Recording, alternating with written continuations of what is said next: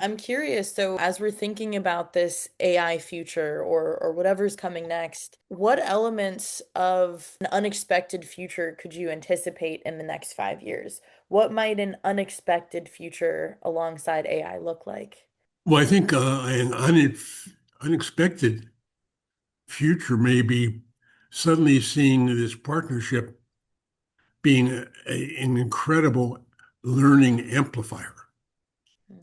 So, how are you actually l- learning at a ferociously new pace? Um, because you're reading context all the time. Much of the meaning comes from the test from that.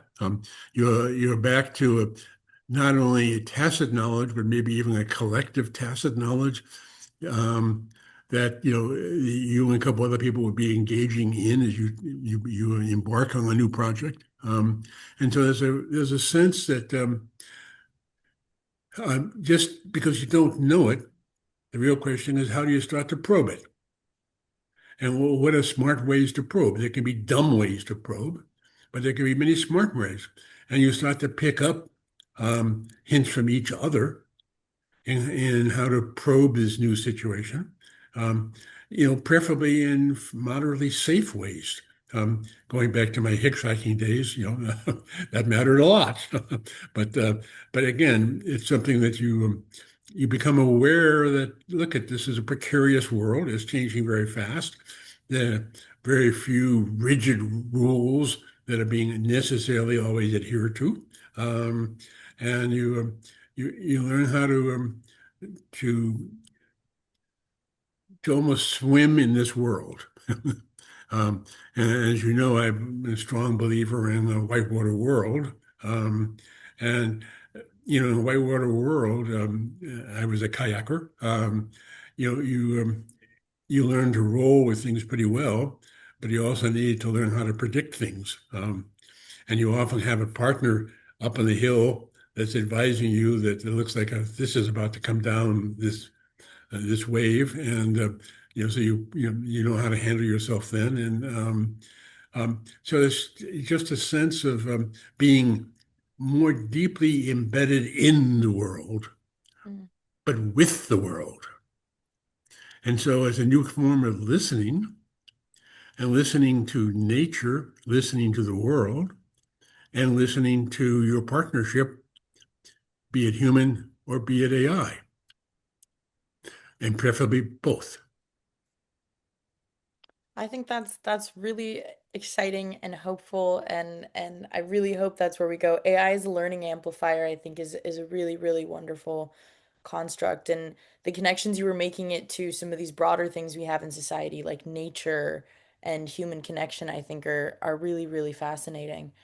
I'm curious, what role do you think young people need to play if we would want to realize this unexpected future where AI is a learning amplifier? It helps us harness this kind of collective tacit knowledge and intelligence. Yeah, I think on top of that, there's a certain sense of how do you focus much more on reading context, not just content. Hmm. We've been taught how to read content.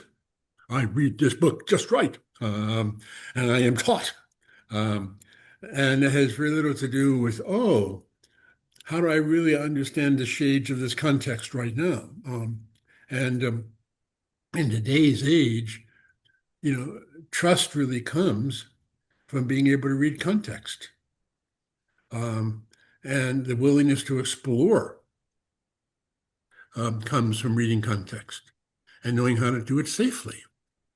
Um, and so there's a whole sense of how do you engage with the world more fully um, as kind of an ongoing set of living experiences um, that can be incredibly exciting, can be terrifying at times too, but learning how to read terrifying situations is not bad experience as well.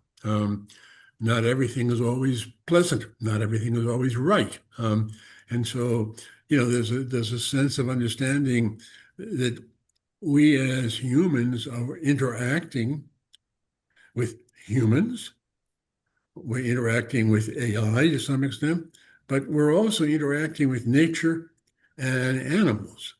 Um, and it's really kind of interesting to see how you start looking at nature a little bit differently. You know, how is it learning from you? How are you learning it from it? And it's especially true with, pardon me, um, with with pets as well, or animals more generally. Especially out in some of the places I've been in Africa, you really got to figure that out. um, and learning how to deal with a chimpanzee is a little bit different than dealing with a humanoid. So I mean, these experiences, broaden your ability to play with context. Um, so I think the the push of Gen Z. Hold on a second. To live experiences smartly. The real question is, what makes it smart? What does it mean to live these things smartly? And that is, again, a social collaborative experience. Um, there's no textbook on that, at least not yet. but this is more kind of uh, living living in the experience itself. Um, and I think that takes you a long ways. And it's kind of exciting.